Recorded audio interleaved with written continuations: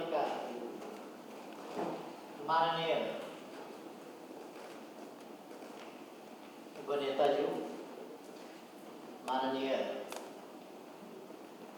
Party महासचिवज्यू लगायत सम्पूर्ण माननीय सदस्य साथीहरू,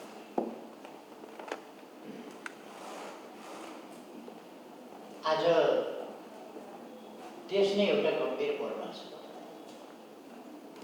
अहिलेको सरकार अनेक हिसाबले लोकतन्त्रको हुर्मत लिन खोजिरहेको छ र यस सरकारले लोकतन्त्रलाई समाप्त पार्न पनि सक्छ र अहिलेको सरकारको नेतृत्व यस कामका लागि पहिलेदेखि स्थापित पनि छ। लोकतन्त्र सिद्ध्याउन अहिलेको यो तथाकथित गठबन्धनभित्र लोकतन्त्रका लागि हतियार उठाएका, लोकतन्त्रको विरुद्धमा हतियार उठाएका, लोकतन्त्र मास्नका लागि हतियार उठाएका व्यक्ति तत्त्वहरू पनि सामेल छन्। देशलाई नै उक्साउने, भड्काउने त्यस प्रकारका तत्त्वहरू पनि सामेल छन्। यस गठबन्धनभित्र राष्ट्र विखण्डन गर्न चाहने, विभिन्न साम्प्रदायिक विद्वेष उछाल्ने अनेक तत्त्वहरू छन्। यस गठबन्धनभित्र आफ्ना स्वार्थका लागि जे गर्न पनि तयार हुने, कुनै दृष्टिकोणबाट होइन दृष्टिकोणविहीन ढङ्गले चल्ने त्यस प्रकारका तत्त्वहरू पनि सामेल छन्। त्यसकारण यस्ता तत्त्वहरूबाट लोकतन्त्रको रक्षा हुन्छ भन्ने भर पर्न सकिँदैन र भर पर्ने गरी कतैबाट जिम्मेवारी, कुनै सरकारको जिम्मेवारी सुम्पिनु पर्ने ठाउँबाट अहिलेको गठबन्धनलाई जिम्मेवारी सुम्पिएको होइन। यो अध्यादेशबाट के परमादेशबाट, अध्यादेश होइन परमादेशबाट असंवैधानिक ढङ्गले जनताको अभिमतबाट होइन, संसदबाट निर्वाचित भएर होइन, संसदीय प्रक्रियाबाट होइन, परमादेशबाट बनेको सरकार छ। त्यसकारण यसको सार्वभौम सत्ता सम्पन्न जनताको अभिमत प्रति कुनै उत्तरदायित्व पनि छैन। यो परमादेशी, यो कृत्रिम यस्तो सरकार हो। जब यसलाई, यसको उत्पत्ति नै लोकतान्त्रिक विधि प्रक्रियाबाट भएको छैन, लोकतान्त्रिक विधि पद्धति र प्रक्रियालाई या प्रणालीलाई सुदृढ गर्ने, संस्थागत गर्ने र अगाडि बढाउने उद्देश्यका साथ भएको छैन भने त्यसबाट प्रणालीको रक्षाको अपेक्षा कसरी गर्न सकिन्छ? प्रणालीको रक्षा यसै हुँदैन। प्रणालीको रक्षा स्वाभाविक रूपमा प्रक्रियासँग जोडिएको हुन्छ। यदि लोकतान्त्रिक प्रक्रियाबाट, लोकतान्त्रिक विधिबाट सञ्चालन गरिएन भने लोकतान्त्रिक प्रणाली कमजोर हुन्छ, प्रणाली धरापमा पर्छ र अन्ततः समाप्त हुन सक्छ। हामी सजग हुनुपर्ने कुरा यसमा छ। हामी प्रतिपक्षमा गयौँ ठुलो कुरा होइन, हाम्रो पार्टी फुटाइयो पनि धेरै ठुलो कुरा होइन। हामी त फेरि विस्तार गरिहाल्छ। हिजो टुक्रा टुक्रामा भएको पार्टीलाई हामीले पार्टी निर्माण गरेर एकता गरेर यसरी अगाडि बढाएका छौँ भने त्यो पनि आवधिक कुरा हो, तात्कालिक कुरा हो। एउटा अध्यादेश आयो, हाम्रा विरुद्ध षड्यन्त्र हो, एक ठाउँ होइन, एक मोडमा मात्रै होइन, एउटा घटनामा मात्रै होइन, हाम्रा विरुद्धको षड्यन्त्र त लगातार एकपछि अर्को भएको भइ छ। यी पनि आवधिक हो। तर यी सबै कता उन्मुख छन् भन्दा लोकतन्त्रलाई भित्रैबाट कमजोर पार्ने, लोकतन्त्रलाई लोकतन्त्रका नर्म्स एन्ड भ्यालुज मूल्य मान्यताहरूबाट कमजोर बनाउने ती कुराहरूसँग सम्बन्धित छन्।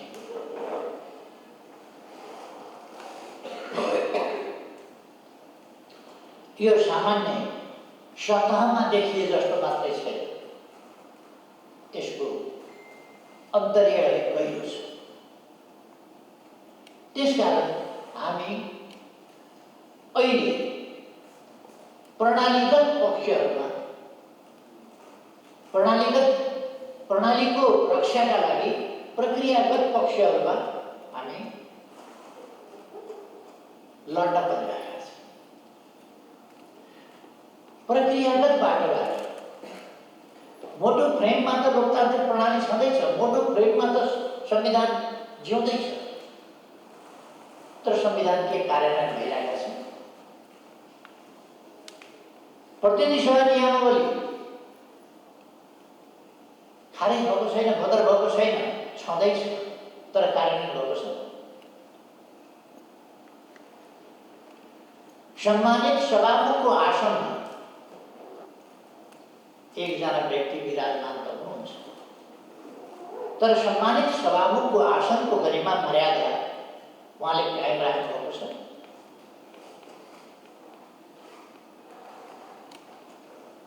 प्रश्न के कुरा, हरेकतिर निर्वाचन आयोगले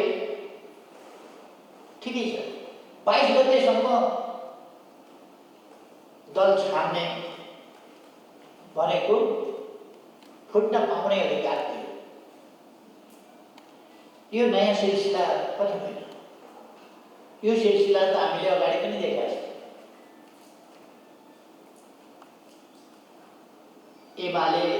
एमाले पृष्ठभूमि को कोही छ भने उसका विरुद्ध जे पनि गर्न पाइन्छ। अरू पार्टीले व्हिप जारी गर्न पाउने, जारी गरे, एमाले नपाउने।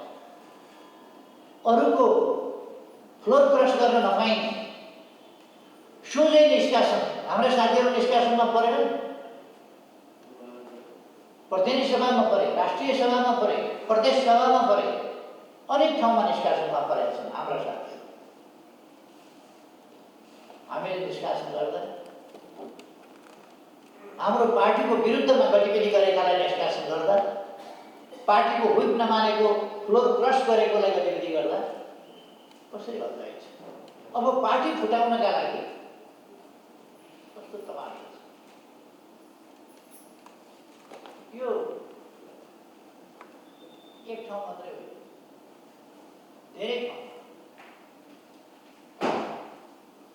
धेरै ठाउँमा यो प्रकट भएको छ। अघि नै दलको उपनेताले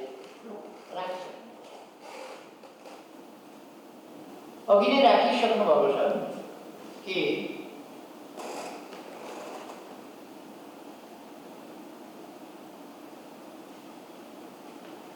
अचानक चल्दा चल्दै षड्यन्त्रपूर्ण ढङ्गले छापामार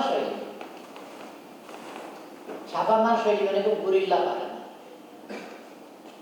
गुरिल्ला पारामा अन्तिममा गएर सबै सिद्ध्याएपछि कसैलाई थाहा नदिई अचानक आज रातको 12 बजेबाट स्वतः अन्त्य हुने गरी बैठक स्थगित गर्छु भन्दा सबै छ। यो गम्भीर रूपमा गरे, छापामार शैली, धोकापूर्ण ढङ्गले। र भोलिपल्ट बिहान अध्यादेशबाट आउने भनेको एउटा कानुन हो।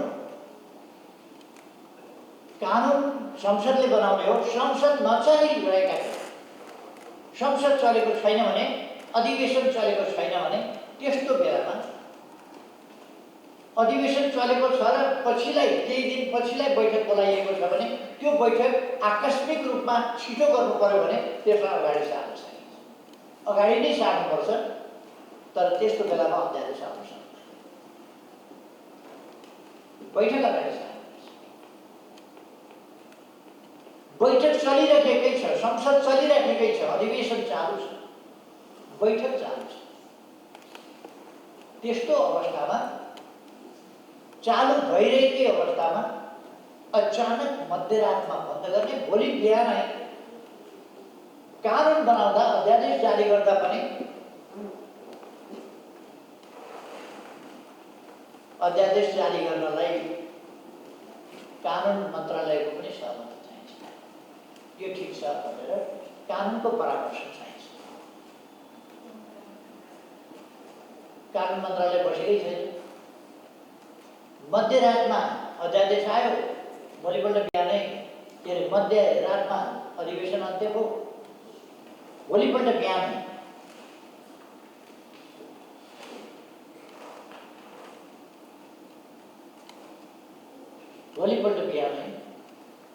अध्यादेश आयो। कानुनको सहमति कति बेला? राति 12 बजेपछि नै आयो। कानुनको मस्यौदा अथवा अध्यादेशको मस्यौदा कति बेला तयार भयो? राति नै तयार भयो। मस्यौदा त मन्त्रालयले तयार गर्ने हो।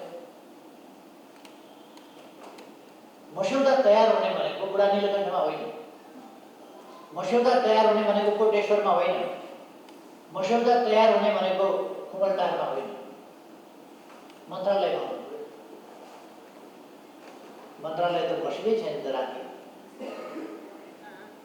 अध्यादेशको मस्यौदा सिफारिस गरे।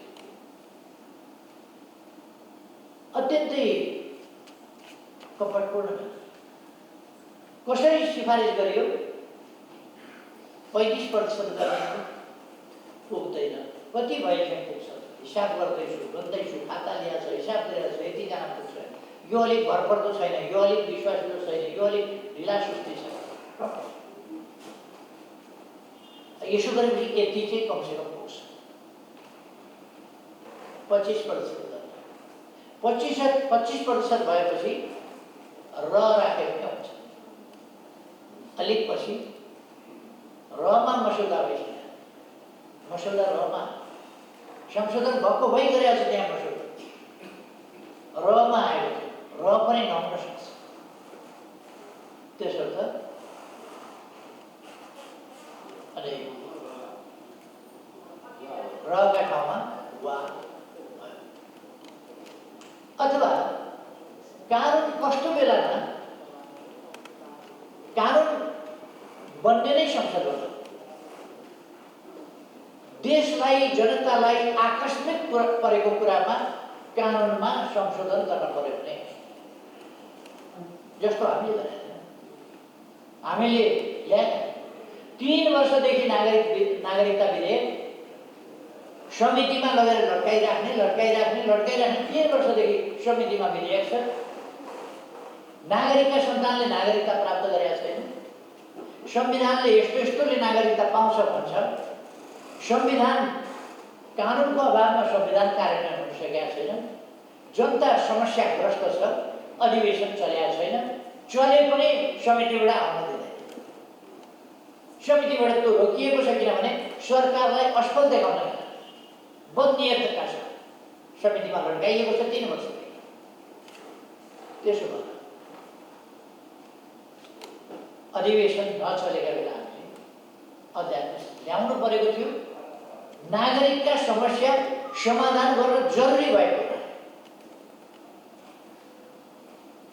र संसद पर्खिँदा पनि धेरै लामो समय लाग्ने लामो समय प्रतीक्षा गर्न सक्दैन। अदालत संविधानमा जे छ त्यही अध्यादेश त्यही कुरा कानुनको रूपमा अध्यादेशबाट जारी गरिएको छ। अब मैले एमाले जारी गरेकै हुनाले चाहिँ हुँदैन भनेको त भन्न अलिकति उपयुक्त नहोला। अरू कुनै कारणै छैन त्यो अध्यादेश बदल गर्नु। अध्यादेश संवैधानिक कुरा हो, असंवैधानिक हो। तर कति बेर ल्याउने, कस्तो विषयमा ल्याउने? अधिवेशन नचलिरहेका बेला, संसदको अधिवेशन नचलिरहेका बेला आकस्मिक रूपमा केही जरुरी पर्यो देशको जनताका लागि भने अध्यादेश आउन सक्छ, तत्काल जरुरी परेका कुरा। र यति महत्त्व संसदलाई दिएको छ कि संसद चलेको पहिल्यै दिन त्यसलाई पेश गर्नुपर्छ र तत्काल यहाँ के आवश्यकता परेको थियो? त्यस्तो आकस्मिकता के परेको थियो? जरुरी के परेको थियो? जरुरी के परेको रहेछ भने नेकपा एमाले प्रमुख प्रतिपक्षी पार्टी फुटाउनका लागि अपराधी गठबन्धनलाई जरुरी परेको रहेछ। यो अपराधी गठबन्धन असंसदीय अलोकतान्त्रिक गठबन्धन, यसलाई एमाले पार्टी फुटाउनका लागि जरुरी परेको रहेछ। त्यसै कारण कपटपूर्ण ढङ्गले राति अधिवेशन अन्त्य गरेर बिहान मन्त्री परिषद बसेर अध्यादेश पठाउँछ। अब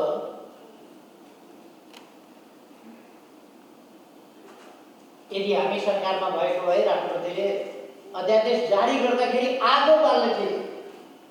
हाम्रो पार्टी फुटाए झैँ यस्तो षड्यन्त्र पोलिटिकल पार्टीले गर्छ भन्ने त कल्पना पनि गर्न सकिँदैन। कल्पना गर्न सकिँदैन यस्तो अध्यादेश, यस्तो कपट, यस्तो अराजनीतिक ढङ्गले राजनीतिक पार्टी फुटाउने षड्यन्त्र गरिन्छ। यो त लोकतान्त्रिक भएन, प्रणाली नै भएन, प्रक्रिया नै भएन, यो प्रणालीका मूल्य मान्यता अन्तर्गत भएन, यो त षड्यन्त्रपूर्ण हो। त्यसर्थ यो बिल्कुल गलत ढङ्गले आयो। गलत ढङ्गले आयो कसरी? फेरि हामीले साउन 25 गते निष्कासन गरेका 14 जना जो लामो समयदेखि पार्टीभित्र गुटबन्दी, अस्वस्थता र पार्टी विरोधी गतिविधिमा संलग्न थिए र पार्टी फुटाउने प्रयास, त्यो पार्टी फुटाउने प्रयास पनि उनीहरू लगातार गरिरहेका। समानान्तर कमिटीहरू गठन गर्ने देखि लिएर पार्टी फुटाउनका लागि राष्ट्रिय भेला गर्ने, जनवर्गीय सङ्गठनहरू गर्ने, तिनको पुनर्गठन गर्ने आदि कामहरू गरे।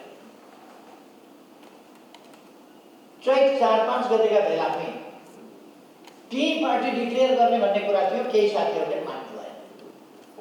यसो नगरौँ, पार्टीमा फुटाउनु हुँदैन भनेपछि पार्टी त्यति बेरै फुटको घोषणा गर्न नसक्यो। नत्र भने त्यसै बेला फुटको घोषणा गर्नका लागि नै त्यो राष्ट्रिय भेला बोलाइएको थियो। त्यस्ता व्यक्तिहरू जसले पार्टीका विरुद्ध लामो समयदेखि पार्टी विरोधी गतिविधि आएका छन् र असाधारण, वास्तवमा भन्यो भने अपराधिक गतिविधि नै हो। पार्टी फोड्ने गतिविधि कुनै प्रशंसनीय गतिविधि होइन, पुण्य कार्य होइन, त्यो एउटा अपराधिक गतिविधि नै। त्यो लोकतान्त्रिक आन्दोलन, प्रगतिवादी आन्दोलन, वामपन्थी आन्दोलन, कम्युनिस्ट आन्दोलन, जनआन्दोलनलाई नोक्सान पुर्याउने षड्यन्त्रको हो। त्यसलाई हामीले स्वीकार गर्नुपर्थ्यो र त्यसलाई रोकथाम गर्नुपर्थ्यो र त्यस्ता क्रियाकलापमा संलग्न व्यक्तिहरूलाई हामीले सहरसम्म चाहिँ अनेक पटक स्पष्टीकरण सहरसम्म चाहिँ र सहने सीमा लागेपछि हामीले स्पष्टीकरण सोधेर निष्कासन गर्ने, पार्टी सदस्यता दिने, पार्टीका कामको इभ्यालुएसन गर्ने, पार्टीलाई अनुशासित राख्ने, पार्टी सङ्गठन विस्तार गर्ने, कमिटीहरूका गठन पुनर्गठन गर्ने, पार्टी सदस्यलाई विधान बमोजिम कारवाही गर्ने पार्टीको अधिकारको कुरा हो। यो कुरै अरूले हेर्ने विषय हो। अघि नै कुरा आइसक्यो, सभामुखले त सूचना ट्रान्स गर्नेसम्म हो, विचाराधीन राख्ने। सर्वोच्च अदालत पनि सभामुखले विचाराधीन मानिने अदालत विचाराधीन छ। कहाँको विचाराधीन? आफैले पहिले विपक्षका सांसद निकाल्न ढोकाबाट पत्र समातेर लगेर पार्टीमा टाँस्ने गरे होइन। अनि हाम्रो पार्टीका सांसद निकालिँदा या अर्को पार्टीका विपक्षीका सांसद निकालिँदा ढोकाबाट समातेर पत्र लगेर पार्टीमा टाँस्ने। हाम्रो पार्टीले विधिवत, यो सिलसिला सबैलाई थाहा छ, पार्टीको अधिकारको कुरा हो, विधिसम्म ढङ्गले कारवाही गर्ने, त्यसलाई अनादर गरेर त्यसमाथि विचार विमर्श गर्ने, त्यसमाथि प्रश्नलाई होल्ड गरेर विचाराधीन राख्ने, कानुनको अपव्याख्या गर्ने त्यो अधिकार सभामुखलाई छैन। त्यसकारण सभामुखको यात्री, सभामुखको भूमिका प्रमुख प्रतिपक्ष पार्टी विरुद्ध, नेकपा एमाले विरुद्ध गठबन्धनको पक्षधर र गठबन्धनको षड्यन्त्रको मतियार, एमाले विरोधी षड्यन्त्रको मतियारको भूमिका सभामुखको देखिन्छ। षड्यन्त्रमा संलग्न हुनुहुन्छ र उहाँको टेबलबाट षड्यन्त्र हुन्छ, सभामुखको टेबलबाट षड्यन्त्र हुन्छ। सभामुखले सूचना टाँस गर्नुपर्ने, साउन 25 गते निष्कासन गरेका व्यक्तिहरूको भदौ 1 गते सूचना दिइसकेपछि त्यसभन्दा पछि निष्कासित गरिएका मान्छे त पार्टी खोल्नु गयो भने निष्कासित गरिएका मान्छे निष्कासनको सूचना नटाँस्ने, हामी सांसदै हौँ, हामी एमालेका कार्यकर्तै हौँ भनेर पार्टी विभाजनको घोषणा गर्न जाने निष्कासित मान्छेले विभाजन गर्न पाउँछ?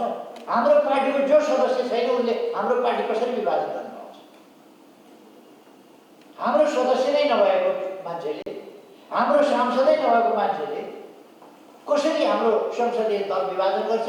कसरी हाम्रो पार्टी विभाजन गर्छ? जो हाम्रो सांसदै होइन, हामीले निष्कासन गरिसकेका छौँ साउन 25 गते, त्यो कुरा समयमै सभामुखलाई हामीले जानकारी गरेका छौँ। अब कसरी तिनै मान्छे पार्टी फुटाउनु कसरी गरे?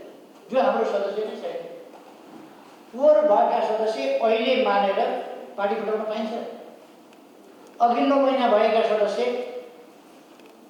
अघिल्लो महिना 24 गतेसम्म भएका सदस्य, पछिल्लो महिनाको 9 गते 25 गते निकालेका मान्छेहरू सामेल गरेर तिनै मान्छेको निवेदनमा निकाल्न पाइन्छ? के दर्ता गर्न पाइन्छ पार्टी? सभामुख कोही ठेल गरेर राख्ने, रोकेर राख्ने, विचाराधीनसँग राख्ने। निर्वाचन आयोग उसँग 35 दिन 45 दिनको समय छ।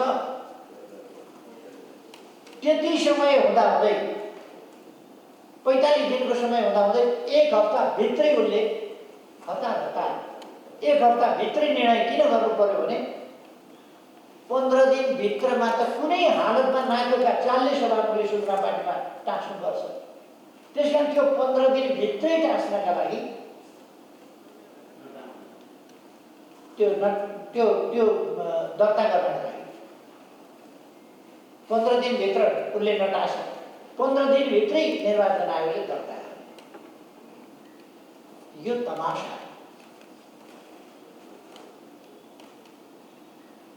तमासा हेरेर बस्ने हो भने एमाले नामको बाघका जुगा बिरालोले पनि भेट्छ। त्यहाँले आएर पनि भेट्छ। यही तमासा हेरेर बस्ने। त्यसकारण यो सामान्य कुरा हो। यसको सम्बन्ध आज हाम्रो पार्टीसँग मात्रै होइन। मैले अघि भने यो त प्रक्रियागत कुरा हो। प्रक्रिया धमिल्याउँदै, प्रक्रिया कमजोर पार्दै, प्रक्रियालाई छेदविच्छेद बनाउँदै, त्यस मार्फत लोकतन्त्रलाई खोक्रो बनाउँदै, लोकतन्त्रप्रति जनताको वितृष्णा जगाउँदै, एकातिर नचाहिने कामहरू गर्दै जाने, वितरणा गर्दै जाने, एकातिर उद्घाटन गरिएका बाटाहरू, शिलान्यास गरिएका बाटाहरू रद्द गर्ने, निर्माण कार्य रद्द गर्ने, त्यसको बजेट फ्रिज गर्ने, ठेक्कापट्टा रद्द गर्ने, भूमि आयोग रद्द गर्ने, सुकुम्बासी र भूमिहीनहरूका समस्या समाधान गर्न नदिने, राष्ट्रियताको सवालमा उता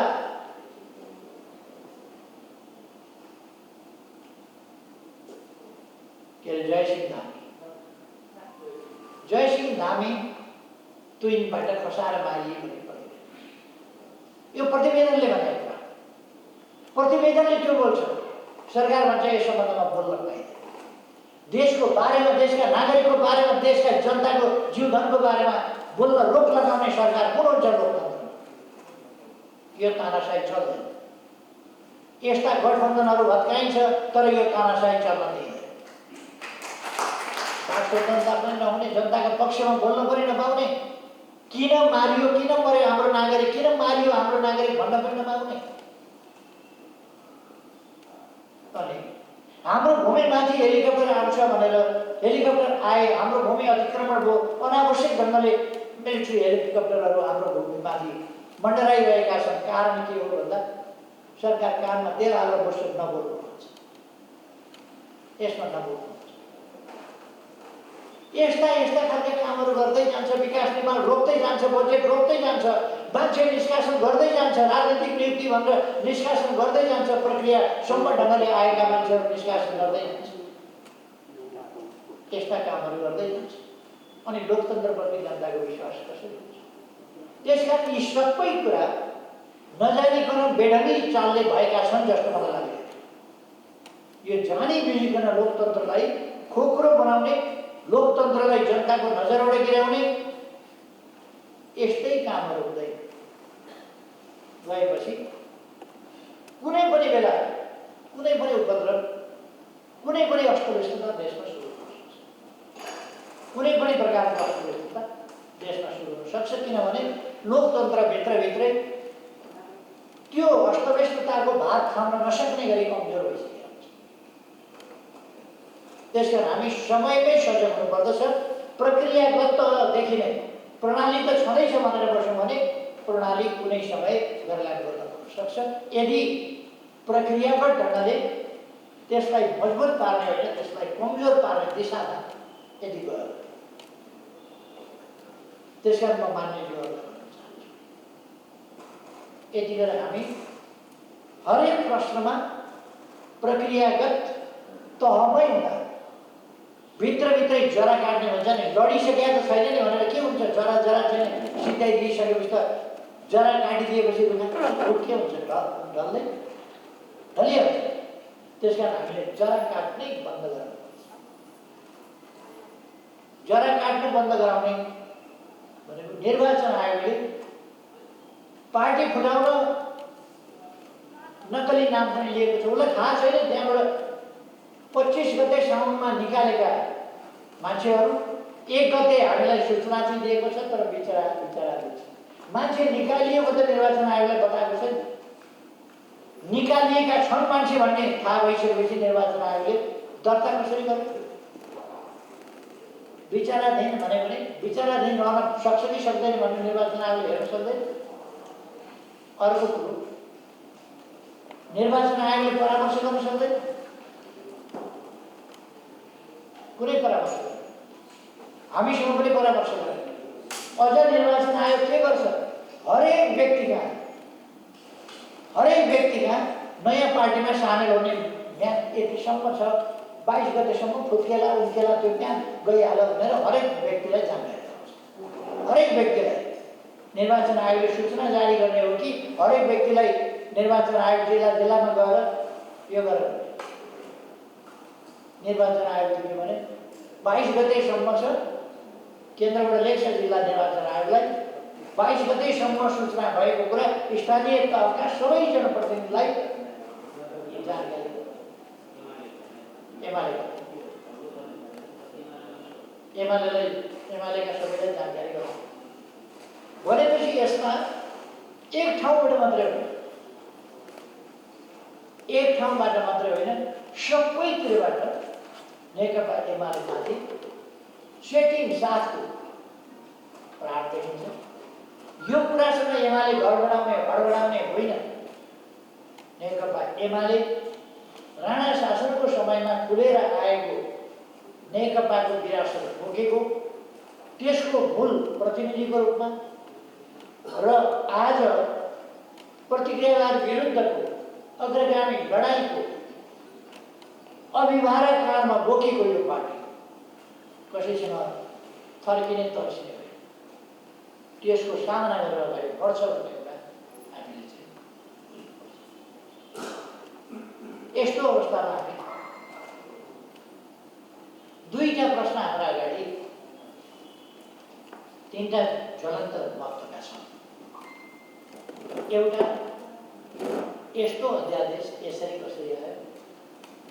अध्यादेश आउनसँगै निर्वाचन आयोगले अध्यादेश उसमा पुगेकै छैन, अध्यादेश आउँछ भन्ने थाहा छैन, आइसक्दा अध्यादेश कार्यान्वयन गर्ने नियमावली पनि निर्वाचन आयोगले तयार गरेछ भने पहिल्यै तयारी छ, सेटिङ त्यहाँ देखिन्छ, त्यहाँ सेटिङ देखिन्छ नै। नत्र भने निर्वाचन आयोगको बैठक बस्नुपर्छ, यो कानुन आयो, यो कानुन आएपछि यसलाई कार्यान्वयन गर्नका लागि नियमावली चाहिन्छ, त्यसकारण नियमावली बनाउने प्रस्ताव पास गर्नुपर्छ। निर्वाचन आयोगले प्रस्ताव पास गरेर त्यस सम्बन्धी जिम्मा कसैलाई मसौदाको दिएको हुन्छ, त्यो मसौदा आएपछि त्यस मसौदामाथि छलफल हुन्छ। एकैचोटि रेडिमेड मसौदा आयो, एकैचोटि पास हो। निर्वाचन आयोग बडा तीव्र गतिमा काम गरेको थियो। हामीले अस्ति नै पठाउँदाखेरि त्यो 1.5 महिना लगाएको थियो, अहिले त राम्रा हामीले अहिले पठायौँ भने नियमावली छैन, कार्यान्वयन गर्न गाह्रो छ, त्यसकारण नियमावली बनाउँछौँ। महिना दिन त नियमावली बनाउनु पर्छ। हामीले अस्ति नै अध्यादेश जारी गर्यौँ। एकजनाले ठिकै बोले, गलत व्याख्या गरे। त्यति बेला जारी गरिएको अध्यादेश र यस अध्यादेशका बीचमा फरक छ, एउटै उस्तै होइन है। त्यति अंश चाहिँ उनले साँच्चै बोले, त्यति अंश छ। त्यसपछि के भने पहिलेको चाहिँ लोकतन्त्र विरोधी थियो, यो चाहिँ लोकतन्त्रको पक्षमा छ। हामीले अध्यादेश जारी किन गरेका थियौँ भने संविधानमा 40% केन्द्रीय समिति र 40% सांसदहरू पुग्यो र कोहीसँगै बस्न चाहँदैन अलग हुन चाहन्छ भने त्यो अधिकार, त्यसकारण त्यो अधिकार दिनुपर्छ भनेर संविधानले भनेको छ। तर पार्टीले के गर्न थाले भने बाटोमा हिँड्दै केन्द्रीय कमिटी 4000 को पुर्याइदिएको छ। अब कोही अलग हुन चाहन्छ भने पनि अध्यक्षले मनोनित गरेको 4000 मा कहाँबाट 40% पुर्याउँछ? त्यो हुँदै गएर को हो थाहै छैन। बाटा भेटायो के तपाईँको नाउँ ल केन्द्रीय सदस्य बनाए, बस्नु सामना पर्ने। यता फर्क्यो, बाटा भेटायो, ओ साथी आउनुहोस् त, के अरे तपाईँको नाउँ, कहाँ अरे घर, र केन्द्रीय सदस्य बनाइदिए तपाईँको पार्टीमा। यसरी 7,000 सङ्ख्या पुर्याउने यो सम्भव तरिका छ। एउटा पार्टीले 1500 को बनाइदिन्छ। त्यस्तो स्थितिमा हामीले यो र भनेपछि दुईटैमा पुर्याउनु पर्ने असम्भव कुराको संविधानले अधिकार दिन्छ। संविधानले दिएको अधिकार प्रकारान्तरले कानुनले काट्छ। त्यति गरेर संसद छैन। त्यसकारण सैद्धान्तिक तवरले सैद्धान्तिक रूपमा वा भन्ने शब्द हामीले अरू केही चलाएन, वा मात्रै राख्नु।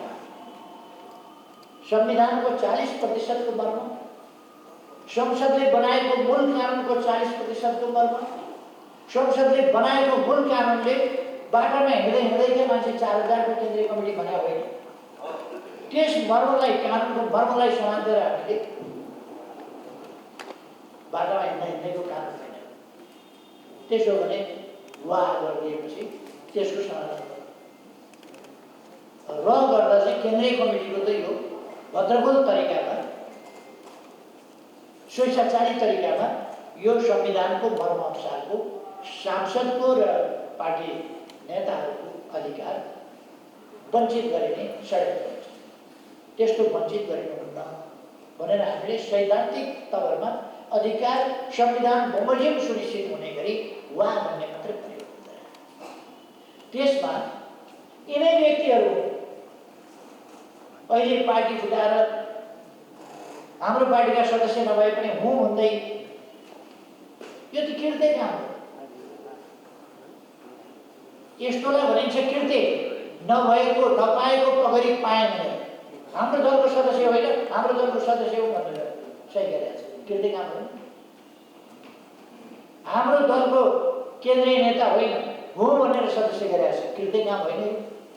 यस्ता कृत्य काम गरेर निर्वाचन आयोगमा गएका छन् र यस्तो कुराहरूको हामी विरोध गर्छौँ। यस कुरामा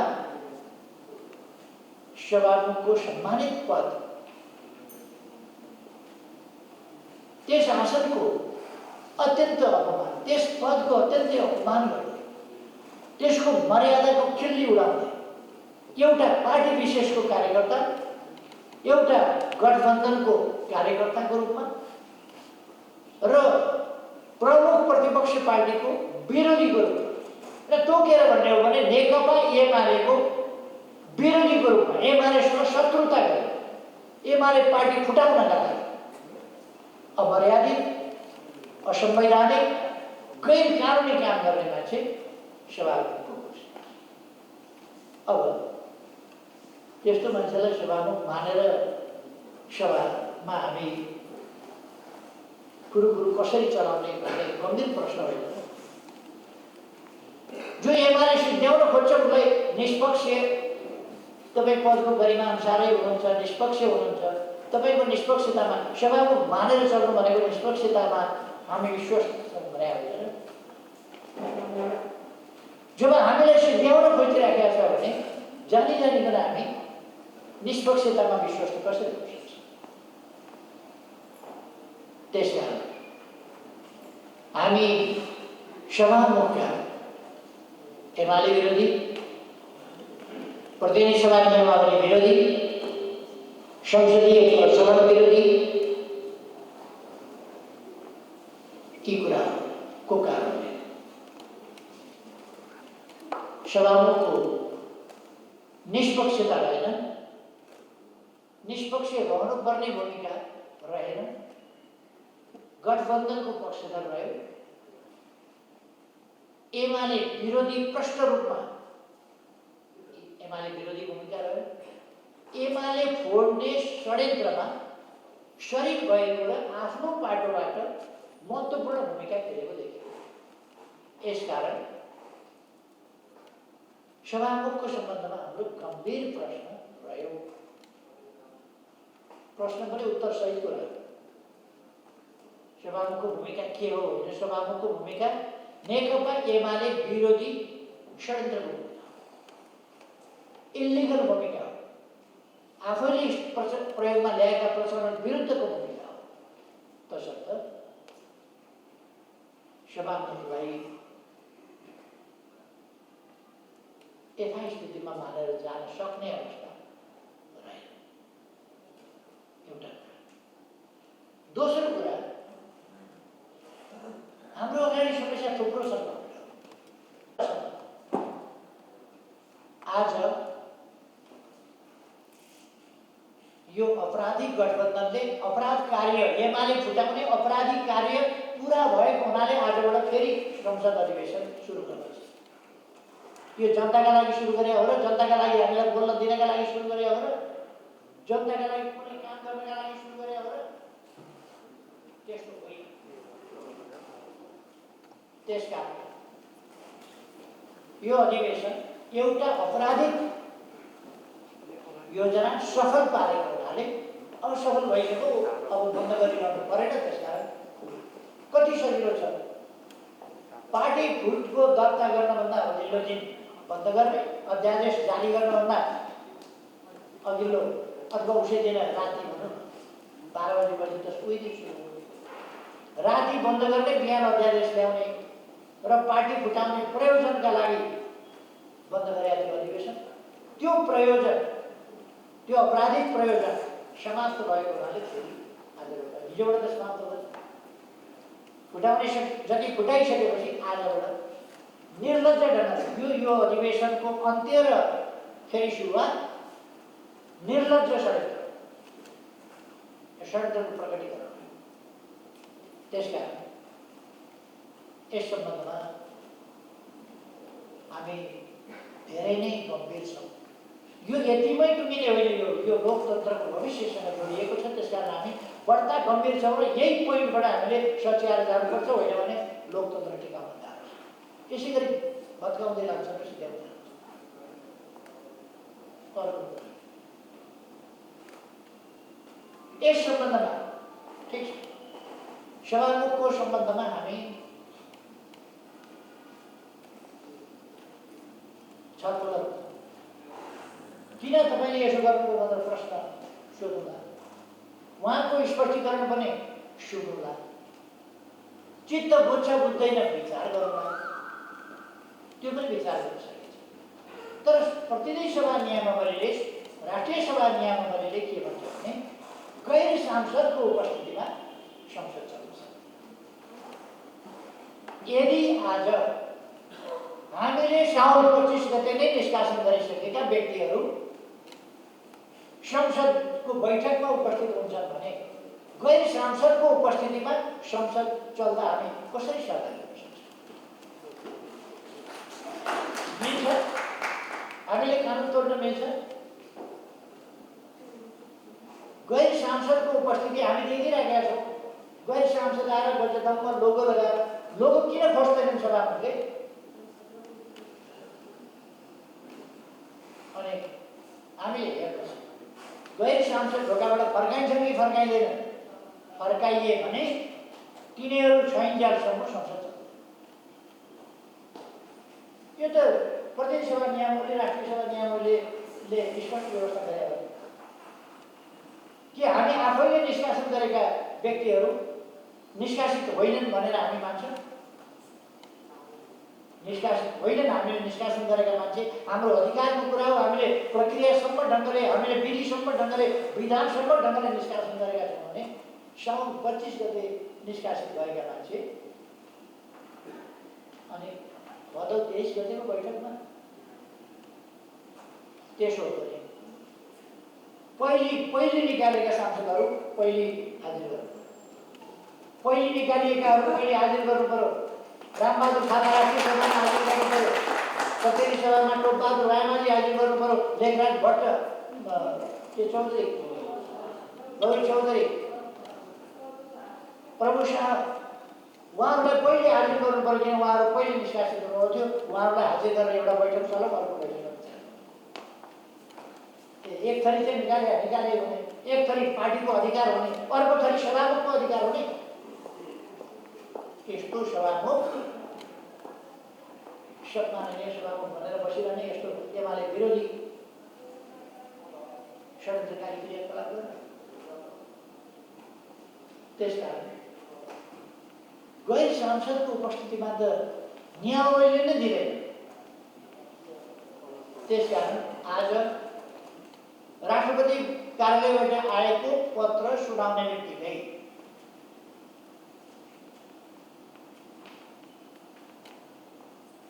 हामी सुनाए पनि हुन्छ नसुनाए पनि केही छैन। त्यो पत्रै हामीलाई के चाहिएको छ? हामीलाई थाहा छ राष्ट्रपतिबाट पत्र आएकै होला र त बोलाएको होला। त्यो थाहा भइसकेको कुरा श्रवण किन गर्नु पर्थ्यो? अशब्द श्रवण भन्ने हुन्छ, के श्रवण भन्ने हुन्छ नि, त्यस्तै कान पवित्र पार्ने कुरा हो। त्यसकारण हामी एउटा गम्भीर राजनीतिक लडाइँ, गम्भीर राजनीतिक लडाइँ र संसद प्रतिक्रियावादीहरूको एकलौटी खेल मैदान बन्न सक्छ। त्यहाँ जिउँदो नेकपा एमाले छ। त्यसकारण म साथीहरूलाई आग्रह गर्न चाहन्छु कि एकलौटी खेल मैदान बन्न दिने होइन प्रतिक्रियावादीहरूमा हतियार। त्यसर्थ आज मैले भने यदि गैर सांसदको उपस्थिति छ भने कुनै पनि हालतमा गैर कानुनी ढङ्गले सदन त्यो प्रारम्भै हुन्छ। त्यसको अब अरू कुरा हामी यति गम्भीर विषयमा लागिरहेका छौँ भने अरूतिर अहिले ध्यान डाइभर्ट यो पनि त्यो पनि, यहाँनिर पहिलो भयो, त्यहाँनिर भनियो, यहाँनिर यसो भयो, यहाँनिर यसो भयो, यस्तो भयो उस्तो भयोतिर गयो भने अनि हामीलाई के भनेछन् भने जनताका यत्र समस्याको कुरा नगरेर यहाँ सिधै प्रणालीको कुरा आउँदैछ, यहाँ सिधै लोकतन्त्रको भविष्यको कुरा आउँदैछ, यहाँ देशको अस्तित्वको कुरा आउँदैछ, यहाँ लिपिया गोराली बोलेर कालो पानीको सम्बन्धमा बोल्न पाइँदैन भनेर गृह मन्त्रालयले अस्ति नै उक्ति जारी गरेन। हाम्रो राष्ट्रको भूमिको सम्बन्धमा बोल्न नपाइने, हाम्रो नागरिकको जीवधरको रक्षाको सम्बन्धमा बोल्न नपाइने पनि कुरा हुन्छ। अफगानिस्तानबाट नागरिकहरूको सुरक्षित ढङ्गले नागरिकहरू फिर्ता ल्याउने र उनीहरूको जीवनको रक्षा गर्ने कुरा बोल्न पनि नपाउने भन्ने हुन्छ। बोल्न पनि नपाउने यो तानाशाह सरकार। अब हामी अधिनायकवादीलाई अधिनायकवादी भन्न हस्किन्छ, शब्द कडा हुन्छ कि नहुँदैन, उसको डन्डी चाहिँ नरम, हाम्रा शब्द चाहिँ कडा। उसले सडकमा डन्डी हालिराखेको छ बोल्यो भनेर, अनि हामी चाहिँ शब्द कडा बोल्छौँ। शब्द कडा होइन, हाम्रो व्यवहार पनि कडा हुँदै जान्छ। त्यसकारण म के भन्न चाहन्छु भने अरू धेरै विषयहरूमा पहिले जब संसदमै त्यसो भए हामी पनि 200-400 मान्छे लिएर आउँ संसदमा पस्नलाई पूर्वका सांसद पनि लिएर आउँ, भूतपूर्व सांसदहरू पनि लिएर आउँ। हामीसँग धेरै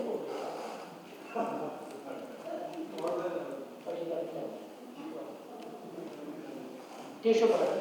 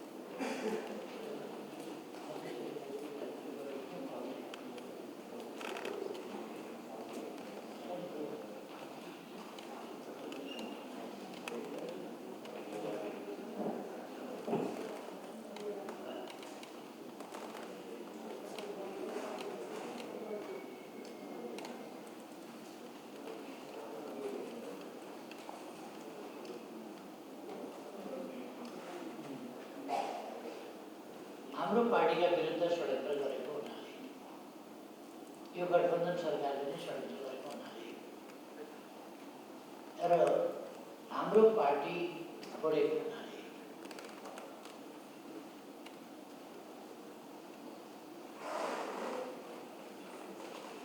त्यसरी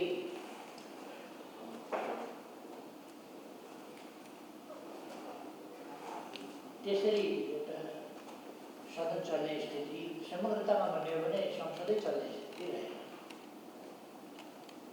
त्यस स्थितिमा अब त्यसलाई कोसी बनाउन एउटा चाहिँ एमसिसीको बारेमा एउटा कस्तो हुन्छ भने नि हामी हरेक कुरामा एकदम अग्रसर भइहाल्नुपर्छ भन्ने छैन। हामीले कुनै कुरा एउटा छलफलको क्रममा लान सक्छौँ। एमसिसी अहिले छलफलको डिबेटको रूपमा आएको छ, छलफलको रूपमा आएको छ। त्यसमा छलफलमा जान दिउँ न, बुद्धिजीवीहरूलाई व्यक्त गर्न दिउँ विचारहरू, दलहरूलाई विचारहरू बनाउन दिउँ, तर्कहरू गर्न दिउँ। अघि रावलजीले म सबैलाई पठाउँछु भन्नुभएको छ, ती डकुमेन्टहरू सबै पढौँ पनि, अलिक विस्तार सविस्तार पढौँ पनि। के रहेछन् ठिक कुरा, के रहेछन् बेठिक कुरा हेरौँ, कति फाइदा कति बेफाइदा हेरौँ। अर्को कुरा के भने यो पास गर्ने जिम्मा पनि हाम्रो होइन, यो सन्धि हामीले गरेको पनि होइन, यो एग्रिमेन्ट हामीले गरेको पनि होइन, र अहिले यो हाम्रो काँडमा अभिभावक पनि छैन। प्रस्ताव आयो भने हामी त्यतिखेर गम्भीरतापूर्वक विचार गर्छौँ, निर्णय गर्छौँ र अगाडि बढ्छौँ। अहिले हामीले धेरै अग्रसर गर्छौँ अनि यो त डिबेटेबल छ नि। यो डिबेटेबल प्रश्नमा अहिले हतारिनु केही पनि पर्दैन, धेरै हतारिनु पर्दैन। हरेक विषयमा हामी हतारिएर नै बोल्नुपर्ने केही पनि छैन। त्यस कारण अहिले उहाँभित्र छलफल छ, उनीहरू षड्यन्त्र गरिरहेका छन्। प्रचण्डको भनाइ चाहिँ एउटा सङ्कल्प प्रस्ताव ल्याए झैँ गर्ने, यसो नक्कली कुरा सोधे झैँ गर्ने। हामीले प्रश्न गरेका छौँ, त्यो प्रश्नको जवाफ आएको छैन भन्ने, प्रश्न सोधेर मूल एग्रिमेन्ट हेरफेर हुने हो र। प्रश्न जे सोधे पनि हुन्छ, जवाफ जे सोधे पनि हुन्छ। प्रश्नोत्तर कार्यान्वयन हुन्छ कि एग्रिमेन्ट कार्यान्वयन हुन्छ? प्रश्नोत्तर कार्यान्वयन त हुने होइन। अनि प्रश्नोत्तर हेरेर प्रश्न के सम्झौताको अङ्ग हुन्छ? त्यो पनि होइन। त्यस कारण यो जाली झेली कुराको धेरै फन्दामा हामी फरक छ। जाली झेली कुरा गर्न खोज्यो भने, भोलि संसदमा त्यस्तो कुरा आउन खोज्यो भने त्यति बेला हामीले त्यसमा स्पष्ट हुनुपर्छ र त्यसको कसरी त्यसमा व्यवहार गर्ने त्यसलाई जवाफ दिनुपर्छ। एउटा कुरा स्पष्ट छ, देशको हितको विरुद्धमा, जनताको हितको विरुद्धमा र कहिले जब आम जनताको एउटा धारणा हुन्छ, एउटा भावना हुन्छ भने त्यसका विरुद्धमा हामी देशका हितका विरुद्धमा कहिले जाँदैनौँ। हामी नेपालका लागि हामीले काम गर्छौँ, नेपाल राष्ट्रका लागि काम गर्ने हो, नेपाल देशका लागि काम गर्ने हो, नेपाली जनताको उन्नति प्रगतिका लागि हामी काम गर्ने हो, नेपाली जनताको खुसियालीको लागि हामीले काम गर्ने हो। नेपाली जनता जहाँ खुसी हुँदैन रुष्ट हुन्छ, नेपाली जनताको जहाँ हित हुँदैन, नेपाल राष्ट्रको जहाँ हित हुँदैन, त्यस्ता कुरामा हामी अगाडि बढ्दैनौँ अथवा त्यस्तो कुरा हामी गर्दैनौँ, त्यस्ता कुरा गर्न दिँदैनौँ। हाम्रो अडान त्यो छँदैछ। हामी नेपाली राष्ट्र, नेपाली जनताको हित विरुद्ध कुनै काम गर्दैनौँ।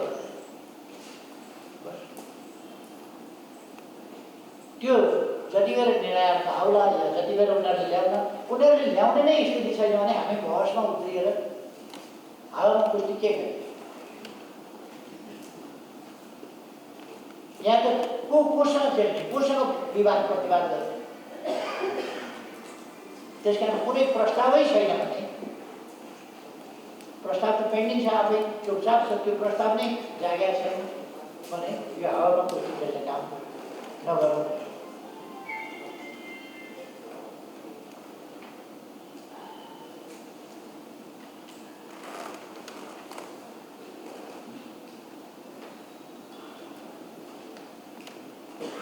अरू विषयहरू छन् थुप्रै, तर यति बेला हामी हामीले अरूतिर ध्यान डाइभर्ट गर्यो भने मुख्य राष्ट्रिय प्रश्नबाट र एमाले विरुद्धको गम्भीर षड्यन्त्र जुन हो त्यसबाट ध्यान हुन्छ। र हामी अन्य इस्युहरू बृहत्तर लोकतन्त्र जोगाउने इस्युभन्दा अरू इस्यु संविधान नियमावली कानुन यिनीहरूको कार्यान्वयनभन्दा अरू विषय अपराधको भण्डाफोर र नियन्त्रणभन्दा अरू विषयतिर अल्मलिन्छ र हाम्रो भूमिका झन्झट कमजोर हुँदै जानेछ। हामी भूमिकाविहीन निष्प्रभावी त्यस्तो हुँदै जान्छ। त्यसकारण मैले अघि नै भने एमाले जस्तो बाघको जुगा कुनै बिरालोले स्यालले उकाल्ने स्थिति उकाल्न पाइँदैन। अहिले त उकाल्न हातै ल्याइसके ढुङ्गामा उकेलिसके। यस कुरालाई हामीले अन्त्य गर्ने र नेकपा एमाले एउटा जीवित सशक्त जनआधारित काँधमा अभिभार बोकेको र चुनौती सामना गर्ने हिम्मत राख्ने पार्टी हो भन्ने कुरा हामीले बताउनुपर्छ। अहिले यति भने पुग्छ जस्तो लाग्छ। पुगेन र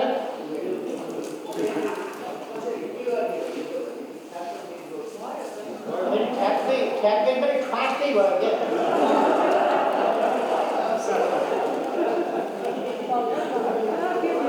अलिक नरम हो कि क्या हो मेरो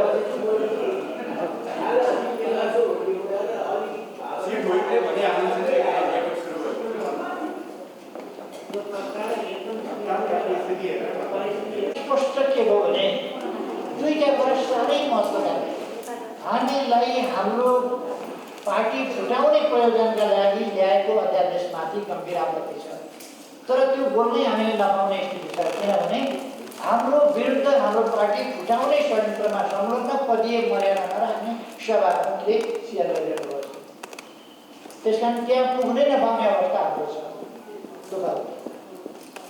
त्यो प्रश्न उठाउने ठाउँसम्मै नपुग्ने हाम्रो स्थिति छ।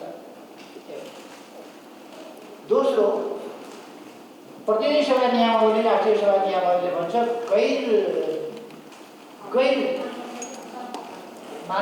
गैर सांसद उपस्थित भएर चल्दैन। त्यसो भएपछि अब त्यसो भए कि त भन्नु पर्यो हामीलाई पनि पूर्व सांसदहरू लिएर आउन पाउने भनेर हामी पनि पहिलेदेखिका सांसदहरू ल्याउँछौँ। झट्टै ल्याउँदा पहिलेदेखिका सांसदहरू होइन भने यो व्यक्ति गैर कानुनी कुरा चल्दैन। गैर सांसद उपस्थित भएर सभा चलाउन सक्दैन। अब योभन्दा ट्याक्कै के हो? अब धेरै समय भइसकेको छ। म साथीहरू कमेन्टहरू सबैलाई धन्यवाद भन्न चाहन्छु र योभन्दा अगाडि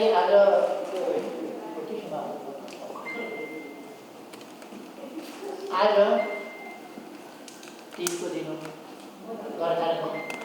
आज होइन, आज भोलि खाइरहनु सबै माननीय दिदीबहिनीहरूलाई तीजको दरखाना, तीजको शुभकामना सहित मिठो मिठो दरखाना खाएर यदि दरको यहाँ त्यति राम्रो व्यवस्था छैन भने बालको राख्नु होला। यो सकिएपछि संसद सकिएपछि धन्यवाद।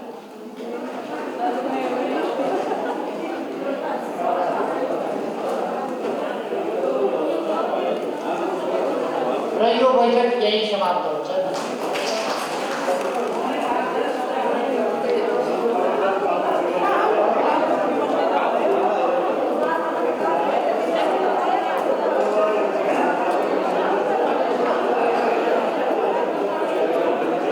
मान्यज्यूहरू, एउटा अत्यन्तै जरुरी सूचना छ, ध्यान दिएर सुनिदिनु होला।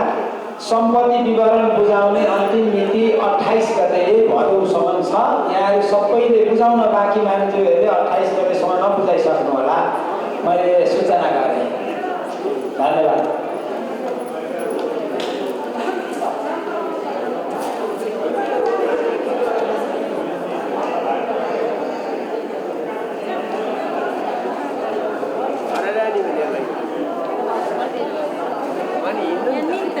आज तक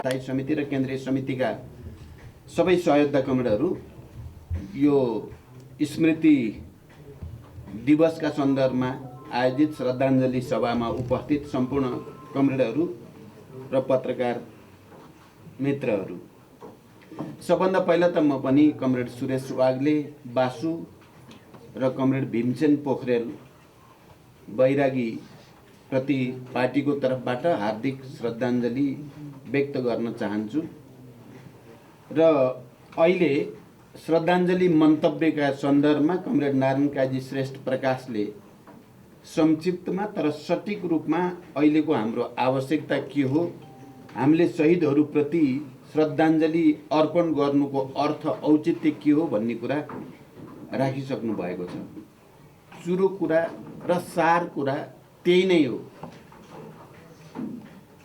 हामी कमरेड सुरेश वाग्ले हाम्रो पार्टीको र जनयुद्धको क्रममा शहादत प्राप्त गर्ने सबभन्दा माथिल्लो तहको ओहदाको हिसाबले शहीद हुनुहुन्थ्यो। त्यो त एउटा तथ्य हो। त्योभन्दा ठुलो कुरा चाहिँ उहाँ नेपाली कम्युनिस्ट आन्दोलनको, नेपालको क्रान्तिकारी रूपान्तरणको आन्दोलनको एउटा राष्ट्रिय व्यक्तित्व हुनुहुन्थ्यो। म उहाँलाई त्यो रूपमा परिभाषित गर्नु अझ बढी सही हुने ठान्दछु। हामीलाई गर्व छ उहाँ माओवादी आन्दोलनको, माओवादी पार्टीको पोलिट ब्युरो सदस्य हुनुहुन्थ्यो। त्यो हाम्रो लागि गर्वको कुरा पक्कै पनि हो। र उहाँले दुश्मनको अगाडि कुनै किसिमको गलत सम्झौता र आत्मसमर्पणको बाटो होइन, त्यसको प्रतिवाद गर्ने र एउटा वीरताको र बलिदानको एउटा ऐतिहासिक कीर्तिमान कायम गर्नुभयो। त्यो हामी सबैको निम्ति खुसी र गौरवकै कुरा हो।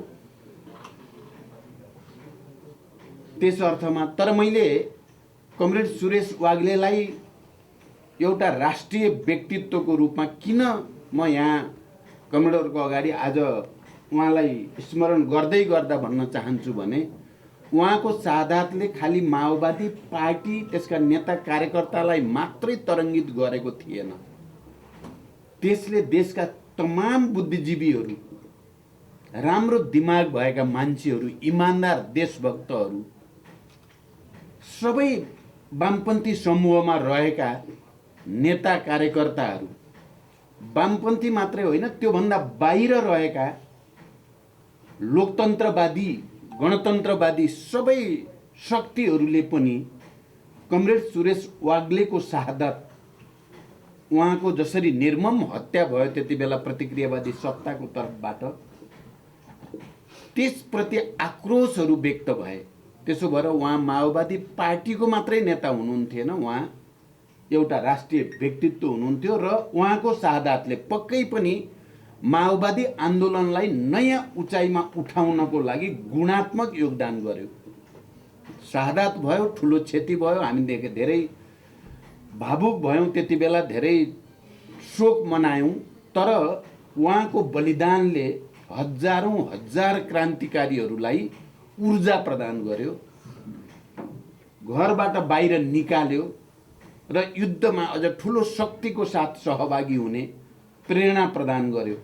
यस अर्थमा कमरेड सुरेश वाग्ले नेपाली कम्युनिस्ट आन्दोलनको र नेपालको लोकतान्त्रिक आन्दोलनको पनि एउटा त्यस्तो व्यक्तित्व हो जसले आजको युगान्तकारी राजनीतिक परिवर्तनको जग हाल्नेमा महत्त्वपूर्ण भूमिका खेल्यो। हामीले कमरेड बासु र कमरेड बैरागी र हजारौँ जनयुद्धका शहीदहरूलाई सम्झिँदै गर्दा यो तथ्यप्रति हाम्रो सबैको ध्यान जान जरुरी छ र हामीले त्यही सम्मान उहाँलाई दिनुपर्ने हुन्छ। समाजले दिएको पनि छ र हामीले गणतन्त्र घोषणा भइसकेपछिको सरकारको तर्फबाट कमरेड सुरेश वाग्ले र ती शहीदहरूप्रति जो सम्मान प्रकट गर्ने राज्यबाट पनि निर्णय गरियो र केही प्रतिष्ठानका तर्फबाट कामहरू गरिएको छ र अगाडि बढाउने जमर्को गरिएको छ, त्यही ऐतिहासिक पृष्ठभूमिमा गरिएको छ।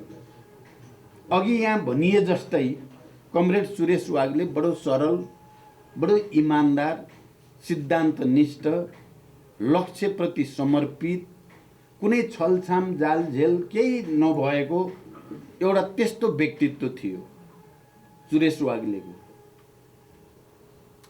पार्टीमा त्यति बेला बहसहरू त हुन्थे, पार्टी भनेकै बहस हुने संस्था हो। छलफल, बहस, एकता, सङ्घर्ष, रूपान्तरण निरन्तर चलिराख्छ जबसम्म पार्टी रहिराख्छ।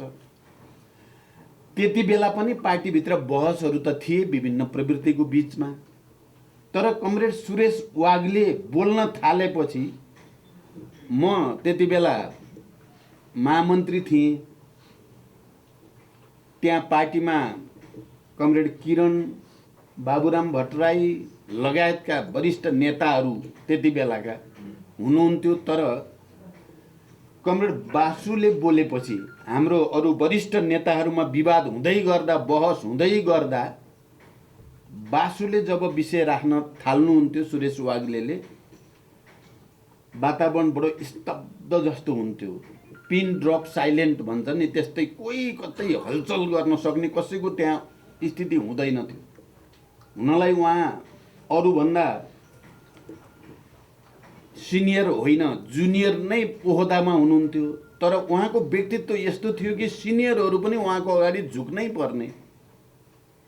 उहाँको इमान्दारीको तागत, उहाँको सिद्धान्त निष्ठाको तागत, उहाँको समर्पणको तागतको अगाडि धेरै पढ्यौँ भन्ने डाक्टर, वैद्य फिका पर्थे। महामन्त्री उहाँको अगाडि चाहिँ फिका पर्ने हुन्थ्यो। त्यस्तो व्यक्तित्व हो कमरेड सुरेश वाग्ले। अहिले कमरेड प्रकाशले ठिकै ढङ्गले भन्नुभयो, पार्टी अलग भए पनि उहाँको व्यक्तित्वले यसरी प्रभावित गर्थ्यो सबैलाई। उहाँको बारेमा नेगेटिभ टिप्पणी कसैले गर्ने हिम्मत बाहिरी समाजले पनि गरेन। पार्टी र आन्दोलनको त कुरै छोडिदेऊ, बाहिर कसैले पनि सकेन। त्यस्तो व्यक्तित्व बनेको थियो कमरेड सुरेश वाग्ले। एउटा शिक्षकको रूपमा उहाँले खेलेको भूमिका, एउटा विद्यार्थीको रूपमा उहाँले खेलेको भूमिका, जस्तो गण्डकी विद्यार्थी परिषददेखि उहाँले बनाएको एउटा पहिचान भनौँ, एउटा छवि त्यस्तो थियो कि जो कोही उहाँको अगाडि झुक्नै पर्ने। उहाँले नचाहिँदो कुरा गर्नुहुन्थेन, त्यसो भएपछि त उहाँले भनेको मान्नै पर्ने। अब त्यस्तो व्यक्तित्व थोरै हुँदो रहेछन्, तर त्यस्ता व्यक्तित्वहरूको भूमिका चाहिँ ठुलो हुँदो रहेछ। मैले भन्ने गरेको छु, केही दिनपछि सायद यही हलमा हामी अर्को पनि श्रद्धाञ्जली समारोह गर्छौँ कमरेड पोस्ट बहादुर बोगटीको। पोस्ट बहादुर बोगटी पनि करिब करिब त्यस्तै व्यक्तित्व। उहाँहरू दुईजना बोलेपछि चाहिँ हामी सबै नतमस्तक हुनुपर्ने बनाउनुहुन्थ्यो उहाँहरूले। र पार्टीलाई सही ठाउँमा राखिराख्न, पार्टी एकतालाई सुदृढ गरिराख्न, पार्टीलाई क्रान्तिकारी दिशामा अगाडि बढाइराख्न यस्ता कमरेडहरूको निकै ठुलो भूमिका थियो।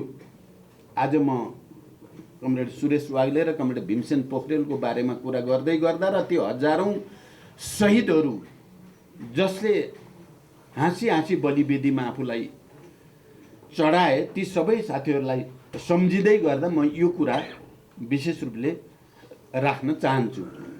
अहिले पार्टी हाम्रो शान्ति प्रक्रियामा आएपछि शान्तिपूर्ण र प्रतिस्पर्धाको बाटोबाट समाजवादतिर अगाडि बढ्ने भन्ने रणनीति अन्तर्गत, समाजवादी क्रान्तिको रणनीति अन्तर्गत अगाडि बढ्ने औपचारिक निर्णय चाहिँ हामीले गरेका छौँ। यो चाहिँ अलि पहिलेदेखि नै सामन्तवाद र साम्राज्यवाद विरोधी जनवादी क्रान्ति नेपाली मौलिकतामा नेपाली पनसहित आधारभूत रूपले सफल भयो, तर त्यसका केही कामहरू अझै बाँकी छन्। जनवादी क्रान्तिका बाँकी कार्यभार, राष्ट्रिय स्वाधीनतासँग सम्बन्धित, दलाल पुँजीवादका विरुद्ध सङ्घर्षसँग सम्बन्धित कामहरू समाजवादी क्रान्तिकै रणनीति अन्तर्गत अगाडि बढाउनु पर्छ भन्ने कुरा हामीले प्रष्टसँग भनेका छौँ। र अहिले झन् केन्द्रीय समिति, भर्खरको केन्द्रीय समितिमा पारित प्रतिवेदन, विधान, यो सबैमा त यो कुरालाई सुस्पष्ट ढङ्गले अगाडि राख्न जमर्को गरिएको छ र त्यसलाई विकसित गर्ने, परिमार्जित गर्ने, आउने राष्ट्रिय सम्मेलन र महाधिवेशनसम्म जाँदा हामीले यो देशमा वैचारिक राजनीतिक ढङ्गले एउटा महान बहस हुँदै एउटा महान दिशा निर्धारण गर्ने लक्ष्य राख्नुपर्छ भनेका छौँ। र हामीले निर्धारण गर्ने, विकसित र परिमार्जित र संश्लेषित गर्ने विचारले राष्ट्रिय रूपमा मात्र होइन अन्तर्राष्ट्रिय डिबेट पनि ल्याउनेछ, ल्याउनुपर्छ भन्ने सोचेका छौँ। आजको विश्वमा फेरि क्रान्ति प्रक्रियालाई अगाडि बढाउनको लागि हामीले विकास गर्ने विचारले एउटा डिबेट र एउटा दिशा निर्देशित गर्न सक्छ, गर्नुपर्छ। त्यो ठाउँमा हामी छौँ भनेका छौँ हामीले। र यो पटक हामी यो पार्टीलाई रूपान्तरण गरी छाड्ने, यो पार्टीलाई क्रान्तिकारी दिशामा नै अगाडि बढाइ छाड्ने भनेर एउटा सङ्कल्पको साथ केन्द्रीय समिति र स्थायी समितिका बैठकहरू अगाडि बढाइएको छ। र लगातार हाम्रा स्थायी समितिका कमरेडहरू र अन्य कमरेडहरू पनि केन्द्रीय समितिको त्यो भावभूमि, त्यो स्पिरिट अनुसार कार्यविभाजनलाई व्यवस्थित गर्न लागिराख्नु भएको छ। हामी सबै लागिरहेका छौँ। तलसम्म एउटा योजनाबद्ध ढङ्गले पार्टी पुनर्निर्माण गर्ने, वडादेखि स्थानीय तह हुँदै प्रदेश र राष्ट्रिय सम्मेलनसम्म जाँदा पार्टी सङ्गठन पनि सबै देशैभरि व्यवस्थित होस् सापेक्षिक रूपमा, र हाम्रा जनसङ्गठनहरू पनि व्यवस्थित हुन्। र अनि आउने दिनमा हामीले सडक सङ्घर्ष गर्नु पर्दा पनि, निर्वाचनको सङ्घर्ष गर्नु पर्दा पनि आफ्नो यन्त्रलाई तम तयार राख्न सकियोस्, हामीले त्यसो गर्न सक्नुपर्छ भनेर हामीले भनेका छौँ। हाम्रो पार्टी र हाम्रो विगत, हाम्रो विरासत चाहिँ अरूको जस्तो होइन। हामी अलि भिन्नै विचार, भिन्नै प्रवृत्ति, भिन्नै एजेन्डा र भिन्नै शैली संस्कारबाट अगाडि आएका हौँ र हामी त्यसलाई अझ सुदृढ, अझ विकसित, अझ परिमार्जित गरेर जान चाहन्छौँ। तर एउटा तितो सत्य के चाहिँ हो भने हामी बिग्रेका छौँ, हामी त्यस्ता छैनौँ। जति बेला कमरेड सुरेश वाग्ले र कमरेड भीमसेन जस्ताले शहादत दिए या हजारौँ शहीदहरू भए क्रान्तिको निम्ति, हामी चाहिँ त्यस्ता अहिले चाहिँ छैनौँ। हामी निस्वार्थ रूपमा वर्गको निम्ति, सिद्धान्तको निम्ति, क्रान्तिको निम्ति, राष्ट्रको निम्ति समर्पित भएर लाग्ने र सबभन्दा अप्ठ्यारो काम आफूले जिम्मा लिन खोज्ने, लडाइँको अग्रपङ्क्तिमा, अग्र मोर्चामा म जान पाऊँ भनेर तछाड मछाड गर्ने जस्ता हामी अहिले छैनौँ। हामी अहिले व्यक्तिगत पद, प्रतिष्ठा, पैसा, स्वार्थ, समूह, गुट बनाउने, आफूलाई व्यक्तिगत रूपले सुरक्षित राख्ने चिन्ताद्वारा हामी अलि बढी ग्रस्त छौँ। हामी बिस्तारै बिस्तारै जसरी एमाले भन्ने पार्टी विचार शून्य छ अहिले, त्यहाँ विचारमा बहस पनि हुँदैन, विचारसँग मतलब पनि छैन, उनीहरूसँग चाहिँ पद प्राप्त गर्ने तरिका छ, राष्ट्रिय अन्तर्राष्ट्रिय साम्राज्यवादीहरूसँग साँठगाँठ गरेर पैसा डलर ल्याउने तरिका जानेका छन्। त्यो पैसा खर्च गरेर कसरी चाहिँ गुट बलियो बनाउन सकिन्छ भन्ने जानेका छन्। र चुनाव जित्न गर्नुपर्ने सामदाम, दण्डभेद, जाल झेल, छल कपटमा अलि पारङ्गतै भएका छन्। र उनीहरूको एकताको आधार विचार र राजनीति हुँदैन, अहिले लोगो हुन्छ। सूर्य त्यही हो एमाले। सूर्य भएपछि सिद्धि हो। अब त्यो सूर्यभित्र के भइसक्यो भन्ने कुरा त्यहाँ त्यस्तो डिबेट हुँदैन। अनि मदन भण्डारीलाई कसले त्यस्तो षड्यन्त्र गर्यो, त्यसको खोजी कसरी गर्ने, अपराधीलाई कसरी सजाय दिने भन्ने त्यहाँ चिन्ता हुँदैन। आफूलाई उत्तराधिकारी भन्नेहरू नै राष्ट्रपति र प्रधानमन्त्री हुँदा त्यसको बारेमा चर्चा हुँदैन, खोजी हुँदैन। के भएको हो मदन भण्डारीलाई? र मदन भण्डारीले कुन परिस्थितिमा विचारलाई के ल्याउन खोजेको हो र अहिले परिस्थिति कहाँ पुग्यो भन्ने चर्चा परिचर्चा बहस त्यहाँ हुँदैन। खाली हुन्छ मदन भण्डारी लोगो, त्यो मदन भण्डारीलाई प्रयोग गरेर पद प्राप्त गर्ने, सुविधा प्राप्त गर्ने, गुट बलियो बनाउने, त्यस्तो हुन्छ। त्यस्तै देखियो नि त। हामीले 3 वर्षदेखि त हामीले सकिन्छ कि त्यही पनि बदल्न भन्ठानेर त हामीले आँट त गरेकै हो। तर त्यहाँ त्यो प्रवृत्ति नै हाबी देखियो। हुँदै त्यो प्रवृत्ति कहाँ पुगेछ त भन्दा चाहिँ प्रतिक्रान्ति प्रतिगमनकारी राम सीता लक्ष्मणको मूर्ति बोकेर हिँड्ने जलहरी रे कथा हो। मार्क्सवाद भन्न नहुने, समाजवादको नाम लिन धेरै नहुने त्यस्तोमा गयो। नाम त मदन भण्डारीको लिएकै छ। फेरि जबज भनेपछि भयो। जबज के हो? जबज त्यसलाई विकास गर्नुपर्ने हो कि होइन? त्यसले के गर्यो के गरेन? सबभन्दा ठुलो कुरो त मदन भण्डारीको बारेमा खोजी नीति गर्न मदन भण्डारीका उत्तराधिकारीहरूको दिमागबाट चाहिँ डिलिट हुनु नै चाहिँ दुर्भाग्यपूर्ण छ नि त। एमालेको त पतनको त त्योभन्दा राम्रो प्रमाण त अरू केही हुँदैन। मैले यतापट्टि भन्दै गर्दा म कमरेडहरूको सबैको ध्यान के भन्न खोजेँ भने हामी पनि त्यस्तै हुन्छौँ भने डर लाएर भने हो। हामी पनि माओवादी जनयुद्ध, माओवादी भन्ने प्रचण्ड भन्ने हुने चाहिँ गर्ने चाहिँ त्यस्तै। हामी पनि पदको निम्ति, पैसाको निम्ति, प्रतिष्ठाको निम्ति, गुट बलियो बनाउनको निम्ति मरिहत्ते हाल्ने भनेपछि त हाम्रो पनि बिस्तारै माओवादी भन्ने चाहिँ लोगो होला जस्तो क्या, सूर्य भने जस्तै कुरा पनि हाम्रो पनि त्यस्तै होला कि यही बाटो गइराख्ने भने त हामी थाहै नपाइकन हाम्रो पार्टी क्रान्तिको चाहिँ एउटा निम्ति आवश्यक औजार होइन, प्रतिक्रान्तिलाई नै घुमाइ फिराइ सेवा गर्ने ठाउँमा पुग्ने हो कि यो खतरा बडो चाहिँ गम्भीर रूपले देखिएकै छ। त्यसो भएको हुनाले हामीले चाहिँ आजभोलि सोच्न खोजेको, तपाईँहरू पनि सोच्नु होला, सबै कमरेडहरूले सोच्नै पर्छ। हामी पनि त्यस्तै हुने हो भने त यो पार्टी किन चाहियो भन्ने बहस उठेको छ। यो पार्टीको औचित्य, हामी त हिजो त्यत्र शहीदहरू, त्यत्रो बलिदान, त्यत्रो त्याग, समाज रूपान्तरण, क्रान्तिको निम्ति सम्पूर्ण चाहिँ समर्पण गरेर हिँड्ने पार्टी आज एमाले जस्तै हुने हो भने त यो पार्टीको आवश्यकता र औचित्य नै के रह्यो र? बरु योभन्दा राम्रो त यस्तो पार्टीलाई विघटन गरिदिनुहुन्छ।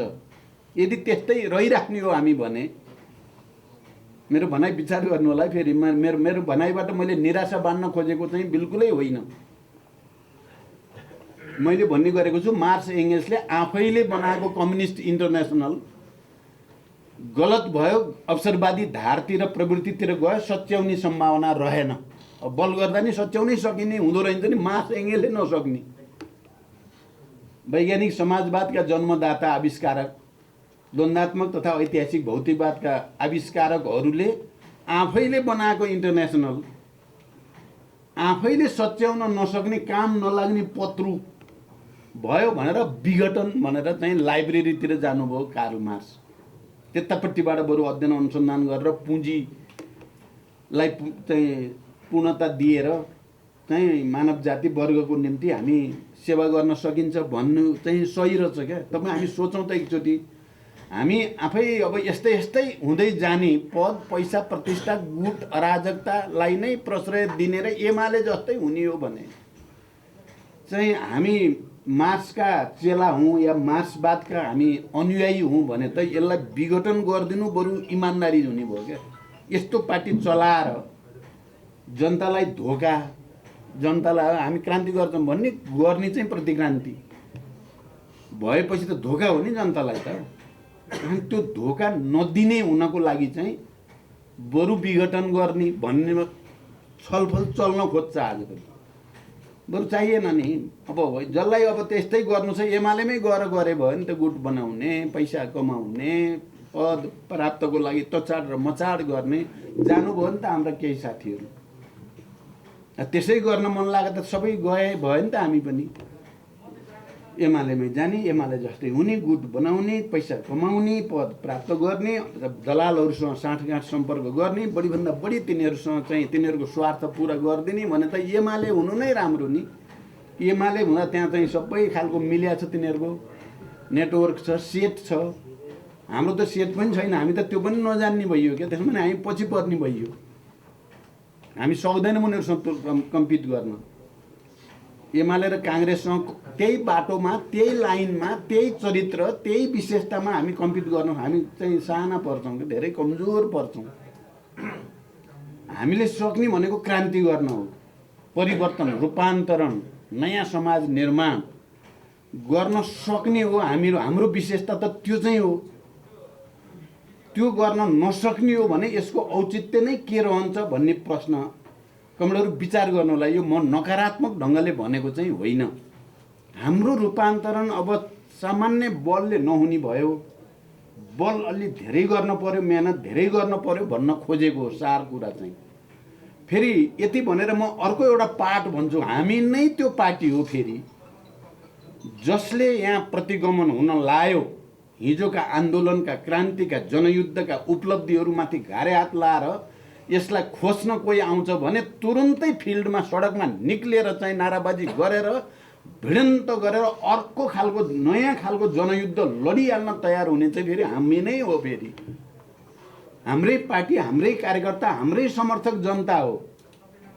यो पक्ष फेरि हाम्रो सिद्धिएको छैन। खतराको घन्टी उतापट्टि बजिराखे पनि फेरि सकारात्मक पाठ चाहिँ हाम्रो के छ भने हामी त्यसो गर्छौँ। अहिले पनि हाम्रो भित्र चाहिँ आन्दोलन गर्ने, परिवर्तनको निम्ति, अन्याय अत्याचार विदेशी हस्तक्षेपका विरुद्ध लड्ने पार्टीले कार्यक्रम बनाएर ल्यायो, नेतृत्वले लड्न जान पर्यो भन्ने हो भने मलाई लाग्छ जराक जुरुक हामी उठ्नेमा छौँ। फेरि हामी बिग्रेका छौँ, तर फेरि हामीलाई त्यो क्रान्ति मोह, परिवर्तन र जनता र राष्ट्रप्रतिको जिम्मेवारी बोध चाहिँ मनबाट गएको चाहिँ छैन। व्यवहार चाहिँ दिन प्रतिदिन अर्कोतिर, कदम चाहिँ अर्कोतिर बढिरहेका छन्, तर मनभित्र चाहिँ फेरि हाम्रो त्यो छ। र पार्टीले, लिडरसिपले यदि चाहिँ परिवर्तनको निम्ति चाहिँ आह्वान गर्यो भने हामी जरेकजुरुक उठेर फेरि प्रतिक्रियावादीहरूको सातोपुत्लो खान सक्ने तागत यही पार्टीसँग छ। यो चाहिँ फेरि हामी सबैको निम्ति एउटा उज्यालो भविष्यको शुभ सङ्केत हो, हामी सबैको निम्ति गौरवको कुरा हो। यो कुरा पछिल्लोचोटि राम्रै प्रमाणित भयो। हामी नेकपा एमालेसँग एकता गऱ्यौँ, हाम्रो सपना थियो एमाले भित्र भएका इमान्दार कम्युनिस्टहरूलाई पनि हामी नेतृत्व गर्न सक्छौँ, रूपान्तरण गर्न सक्छौँ, एउटा विशाल कम्युनिस्ट पार्टी बनाएर नयाँ तरिकाले समाजवाद निर्माण गर्न सक्छौँ भनेर गरे होइन। अब हामीले एकता, हामीले आत्मसमर्पण गर्न एकता गरे त होइन। बरु राजनीतिक प्रतिवेदन र त्यति बेलाको विधान हेर्नुभयो, कमरेडहरूले हेरिराख्नु भएकै होला। हेऱ्यो भने त्यो चाहिँ क्रान्तिकारी नै छ। प्रतिवेदन क्रान्तिकारी नै छ, विधान क्रान्तिकारी नै छ। माओवादी जनयुद्धले नै यो देशमा जागरण ल्यायो। उत्पीडित वर्ग, जाति, क्षेत्र, लिङ्ग, समुदायमा एउटा ठुलो राजनीतिक जागरण माओवादी जनयुद्धले ल्यायो भन्नेमा केपीले हस्ताक्षर गरेका छन्। सङ्घीय लोकतान्त्रिक गणतन्त्र स्थापनामा मुख्य भूमिका माओवादी जनयुद्धकै हो भन्ने कुरामा केपीले हस्ताक्षर गरेका छन्। राजनीतिक प्रतिवेदन ड्राफ्टकर्ता यही हुनुहुन्छ। त्यहाँ त हामीले गल्ती गरे त होइन। हाम्रो आँट थियो के भने सबैलाई चाहिँ रूपान्तरण गरेर क्रान्तिकारी बनाएर यो देशलाई 30-40 वर्षसम्म हामीले लिड गर्छौँ र समाजवाद चाहिँ हाम्रै अभियान अन्तर्गत ल्याउँछौँ भन्ने सपना थियो। तर धोका भयो। केपी ओली धेरै पर गइसकेको र केपी ओलीको पछाडि जो जम्मा भएका रहेछन् ती भयभरका प्रतिक्रियावादी जति केपी ओली वरिपरि गोलबन्द भए। हिजोका राजावादी, सामन्तवादी, साम्राज्यवादी, प्रतिक्रियावादी, प्रतिक्रान्तिकारी, अवसरवादी जति सब गोलबन्द छन् त्यहाँ। त्यसपछि त्यसका विरुद्ध विद्रोहको झन्डा पनि हामीले नै उठायौँ। फेरि एकताको झन्डा हामीले नै प्रस्तावित गर्यौँ र गलत प्रवृत्तिका विरुद्ध निर्ममतापूर्वक लड्नुपर्छ, अर्को उपाय छैन भन्ने भएपछि हामी लड्यौँ। पार्टी केन्द्रमा त हामी लड्यौँ, सचिवालयमा, स्थायी समितिमा, केन्द्रीय समितिमा लड्यौँ। लड्दा चाहिँ बडो खुसीको कुरा र हामीले गर्व गर्ने कुरा के हो भने हामी मात्रै माओवादी मात्रै लड्या होइन, पूर्व एमालेको पनि ठुलो हिस्सा त्यो निरङ्कुशता र प्रतिगमनका विरुद्ध, केपी ओली प्रवृत्तिका विरुद्ध दरोसँग लडेकै हो। लडेकोले त लडेको भन्नु पर्यो नि। तपाईँ हामी देशव्यापी अभियानमा, हामी झलनाथ माधवहरू जुन अभियानमा हामी हिँड्यौँ, हाम्रो भाषा एउटै थियो, प्रस्तुति एउटै थियो। प्रतिक्रान्ति हो, सहन सकिँदैन, मानिँदैन भन्ने थियो नि संसद विघटन पहिलोचोटि भएपछि। त्यति मात्रै होइन, केन्द्रीय समितिको चाहिँ ठुलो बहुमतद्वारा कारबाही गरियो केपीको निरङ्कुशता माथि। वैधानिक ढङ्गले पनि गरियो, राजनैतिक मात्रै होइन, आधिकारिक ढङ्गले पनि गरियो। संसदको बहुमत हस्ताक्षरद्वारा संसदीय दलको नेताबाट नै हटाइयो, अर्को नेता चुनियो र त्यही नेता प्रधानमन्त्री हुने कुरा निश्चित भयो। यो कुनै छिपेको कुरा होइन, निश्चितै भयो। तर प्रतिक्रियावादी षड्यन्त्र, देशभित्र बाहिरको सेटिङ फेटिङ केले चाहिँ हामीलाई यो स्थितिमा पुर्यायो। मेरो भनाइको मतलब के भने हामी हारेको होइन भन्न खोजे। हामी हारेकै होइन, हामीले जितेको हो भन्ने गर्वको साथ हामी जानु पर्यो। र त्यति बेला पहिलो संसद विघटन या दोस्रो संशोधन विघटन पछि हामीले जो अपिल गर्यौँ, देशभरिको हाम्रो पार्टीका नेता कार्यकर्ताहरू निसङ्कोच, बिना हिचकिचाहट, बडो उत्साहको साथ, परिस्थिति त प्रतिकूल हो नि, अनुकूल त परिस्थिति त होइन, बिग्रिन थालेको पार्टी हो, तर चाहिँ जागरण यस्तो देखा पर्यो। हामी माघ 28 गतेको काठमाडौँको सभा हेर्दा त 62-63 को झल्को आउने भयो। त्यो त विशाल जनताको महासागरै उर्लेर आएको छ देशैभरि र हामी त्यसको नेतृत्वमा छौँ भनेपछि अर्को पाठ फेरि हाम्रो के छ भने रूपान्तरणको सम्भावना भएको, परिवर्तनको पक्षमा जाने र शहीदहरूको त्याग र बलिदानलाई सम्मान गर्न सक्ने पार्टी हामी नै हो। यो कुरा पनि पुष्टि भएको छ। फेरि अब हामी अहिले कता कता यो गलत व्यवहार शैली र सही विचार र राजनीतिले हामी संहिता, गणतन्त्र, धर्म, समाजवाद उन्मुख अर्थतन्त्र, उत्पादनको निम्ति सङ्घर्ष, श्रमसँग सम्बन्ध इत्यादि ठिकै कुरा गरेका छौँ हामीले। व्यवहार हेऱ्यो भने संसदवाद, आज अलिकति संसदवाद, भोलि अलिकति संसदवाद हुँदै एमाले भइरहेका छौँ। फेरि आन्दोलन गर्ने भन्यो भने जुरुक्कै उठेर सडकमा हाम फाल्छौँ, अनि यतापट्टि सत्ताको कुरा आउँदाखेरि फेरि हामी संसदवादीतिर जस्तै देखिन्छौँ। यस्तो दोसाँधमा जस्तो हाम्रो पार्टी परेको छ अहिले। अब योभन्दा अलि उतापट्टि गयो भने एमाले हुन्छ, माओवादी सिद्धिन्छ। योभन्दाबाट अलिकति चाहिँ बायाँतिर ढल्क्यो भने यो क्रान्तिकारी महान पार्टी भएर फेरि एकचोटि देशलाई झकझ्याकाएर नेतृत्व गर्न सक्छ। त्यसकारण हामी अहिले केन्द्रीय समितिले भनेको, हामीले शहीदहरूप्रति सम्मान गर्दा, श्रद्धाञ्जली गर्दा अपिल गर्न खोजेको कुरा यो छ। कमरेडहरू, हामीले आत्मसमीक्षा गरेका छौँ, हामीले पनि गल्ती गर्यौँ। तपाईँहरूले हेर्नुभयो 19 पृष्ठ लामो केपी प्रवृत्तिका विरुद्धको सङ्घर्षको दस्तावेजमा गल्ती हामीबाट पनि भयो भनेर खुलस्त भनिएको छ। माघ 28 को आमसभामा हामीले बोल्दाखेरि पनि हामीले भनेका छौँ हाम्रा पनि त्रुटि भए। समयमै यसलाई चाहिँ नेस्तनाबुद गर्ने कुरामा हामी अलि उदार भएर अलिअलि चाहिँ अनावश्यक सम्झौता पनि हामीले गऱ्यौँ र गलत प्रवृत्तिले त्यहाँनिर चाहिँ हाबी हुने मौका पायो भनेर पनि हामीले भनेका छौँ। हामी कम्युनिस्ट हौँ, गल्तीलाई गल्ती स्वीकार्न हामीलाई कुनै अप्ठ्यारो छैन। हामी इमान्दार छौँ राष्ट्र र जनताप्रति, त्यसकारण हामीलाई केही अप्ठ्यारो छैन। तर त्यस गर्नुको हाम्रो मकसद चाहिँ रूपान्तरण नै हो क्रान्तिकारी दिशामा। अहिले हामी जनयुद्धतिर त जाँदै छैनौँ, अहिले परिस्थिति पनि त्यो छैन, शान्तिपूर्ण र प्रतिस्पर्धामै छ। म कमरेडलाई अब अन्तिममा के भनेर चाहिँ यो श्रद्धाञ्जली सभालाई अन्त्य गर्न चाहन्छु भने हामीले यो संविधान बनाउने बेलामा हामी केही नोट अफ डिसेन्ट दर्ता गरेका छौँ संविधान सभामा। हामीले यो देशका उत्पीडित वर्ग, जाति, क्षेत्र, लिङ्ग, समुदायको पहिचान र अधिकार जति यो संविधानमा हुनुपर्ने हो त्यति छैन। त्यसमा आउने दिनमा यो संविधानलाई संशोधन र परिमार्जन गरेर ती वर्ग र जातिका मुद्दालाई अझ राम्रोसँग सम्बोधन गरिनुपर्छ भन्ने राखेका छौँ। हामीले निर्वाचन प्रणाली जस्तो छ यो बुर्जुवा निर्वाचन प्रणालीले जनतालाई सत्ताको मालिक बनाउँदैन। यहाँ पुँजीपति र दलालहरू नै आइपुग्ने स्थिति बन्छ। त्यस निर्वाचन प्रणाली पनि पूर्ण समानुपातिक निर्वाचन प्रणालीले मात्रै नेपाललाई एकताबद्ध पनि गर्न सक्छ र सबै जात जाति वर्ग समुदाय सबैलाई राज्य सत्ताको मालिक पनि बनाउन सक्छ भन्ने कुरा पनि हामीले भनेका छौँ। हामीले शासकीय स्वरूपमा पनि आम जनताले चुनेको मान्छे कार्यकारी प्रमुख हुने सिस्टमले मात्रै हामीलाई बिस्तारै बिस्तारै यो देशलाई एकताबद्ध गर्ने र समाजवादतिर लान सक्छ। अहिलेको यो चाहिँ शासकीय स्वरूपले चाहिँ राजा महाराजा जस्तै राष्ट्रपति बनाउने खतरा छ। त्यही स्पिरिटमा हो हामीले भन्न खोजेको, हामीले भनेका छौँ।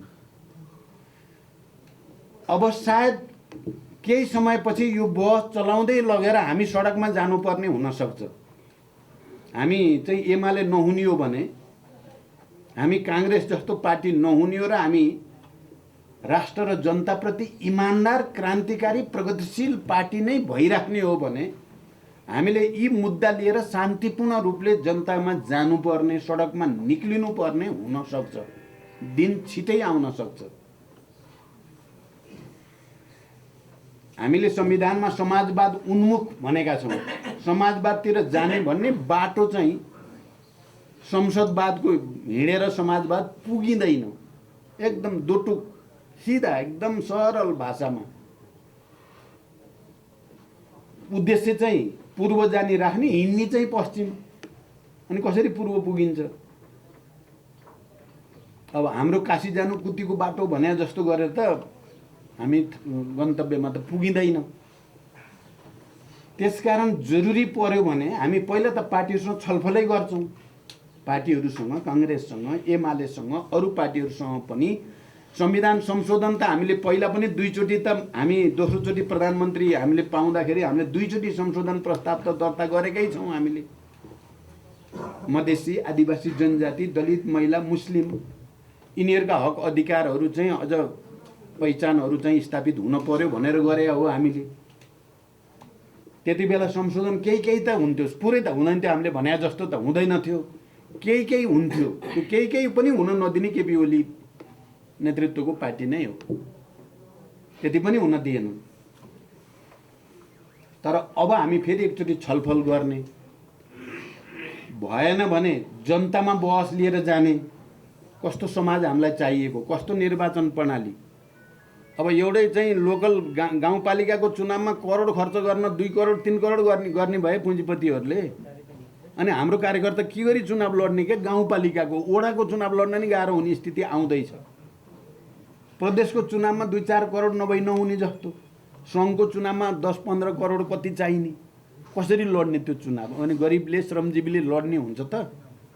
हामी कम्युनिस्ट पार्टीका नेता कार्यकर्ता लड्यौँ भने पनि जित्ने स्थिति बनाउनलाई दलाल पुँजीपतिसँग गलत सम्झौता गर्न पर्ने, नोकरशाहहरूसँग गर्नुपर्ने भएपछि त यो निर्वाचन प्रणालीले त हामीलाई ठिक ठाउँमा लाँदैन भनेर जनतामा बहस लैजाने।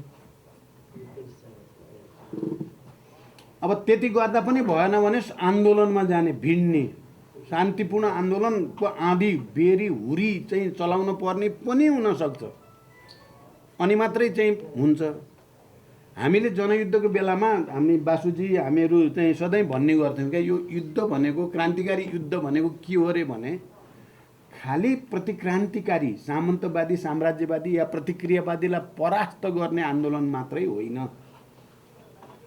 यो हामी स्वयं क्रान्तिकारी भित्र भएको फोहोर मैला सफा गर्ने अभियान पनि हो क्या युद्ध, आन्दोलन, क्रान्ति।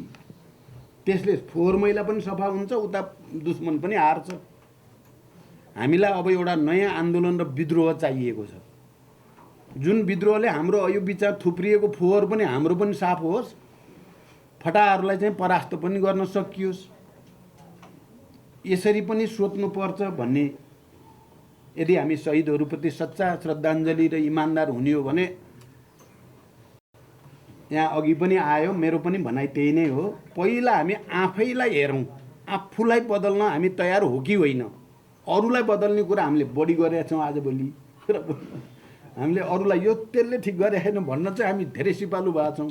मैले ठिक गरेका छैन भन्नेतिर हाम्रो त्यति चिन्ता छैन क्या, मैले त ठिकै गरिरहेको छु, म त ठिकै ठाउँमा छु, अर्कोले गरिरहेको छैन भनेका छौँ। गल्ती त्यही भएको छ। हुनुपर्ने के भने मैले नै गल्ती गरिरहेको, पहिला म सच्चिनुपर्छ, अनि अरूलाई सच्चिन सहयोग गर्ने हो क्या, गाली गर्ने होइन। पार्टीभित्रका साथीहरूलाई त दुश्मनलाई जस्तो त गर्न भएन, यसो गर्ने आवश्यकता छ कमरेडहरू। त्यस कारण आज सुरेश वाग्ले प्रति हामीले श्रद्धाञ्जली अर्पण गर्दै गर्दा, जनयुद्धका ती तमाम शहीदहरूप्रति गर्दै गर्दा यतातिरबाट सोच्नुपर्ने आवश्यकता छ। एउटा नयाँ आन्दोलन अब देशमा चाहिने देखिँदैछ। यहाँ कतिपय कुराहरू अहिले पनि आइरहेका छन्, विदेशले यो गर्ने रे, ऊ गराउन खोजेछ रे भन्ने छन्। तपाईँहरूले देखिराख्नु, यो गठबन्धन तोड्ने षड्यन्त्र पनि भइरहेछ देशभित्रबाट, देश बाहिरबाट। यो प्रतिगमनलाई परास्त गर्न बनेको गठबन्धन, हामीले यो गठबन्धनलाई भनेको के छ भने संविधानको रक्षा, लोकतन्त्रको रक्षा, गणतन्त्रको रक्षा र राष्ट्रको रक्षाको निम्तिको गठबन्धन भनेको छौँ, भनेका छौँ। यसलाई विभाजन के गरी गर्ने, यसलाई एमसिसी प्रयोग गरेर यसलाई फुटाउन सकिन्छ कि एमसिसी भनेर ल्याइदिएपछि चाहिँ भनेर एक थरी लागिराखेका छन्। हामी चाहिँ यथास्थितिमा एमसिसी हुन सक्दैन भनिरहेका छौँ।